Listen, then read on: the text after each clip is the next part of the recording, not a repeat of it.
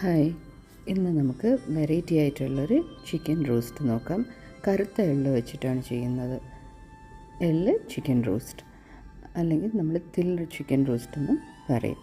ഇതിൻ്റെ main ingredient black തില്ലാണ്. ഇവിടെ ഞാൻ എടുത്തിരിക്കുന്നത് ബോൺലെസ് ചിക്കനാണ്. അതിൽ മാരിനേഷനായിട്ട് garam masala powder, pepper powder, ഉപ്പ്, ജിഞ്ചർ ഗാർലിക് ചതച്ചത് ഇതെല്ലാം കൂടി ചേർത്ത് നന്നായിട്ട് മിക്സ് ചെയ്തിട്ട് ഒരു അരമണിക്കൂർ റെസ്റ്റ് ചെയ്യാൻ വിടുക. ഒരു പാൻ ചൂടാക്കി അതിലൊരു 3 ടീസ്പൂൺ നല്ലെണ്ണ ഒഴിച്ച് അതിൽ ഈ മാരിനേറ്റ് ചെയ്ത് വെച്ചേക്കുന്ന ചിക്കൻ ഇട്ട് ഒന്ന് ഫ്രൈ ചെയ്യുക, ഒരു ഹാഫ് കുക്ക്ഡ് ആവുന്ന മാതിരി.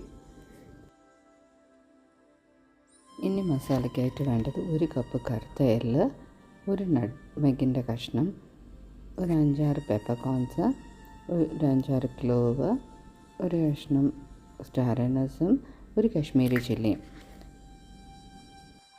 എള്ള് വറുത്തിട്ട് വേണം മസാലയ്ക്ക് അരയ്ക്കാൻ.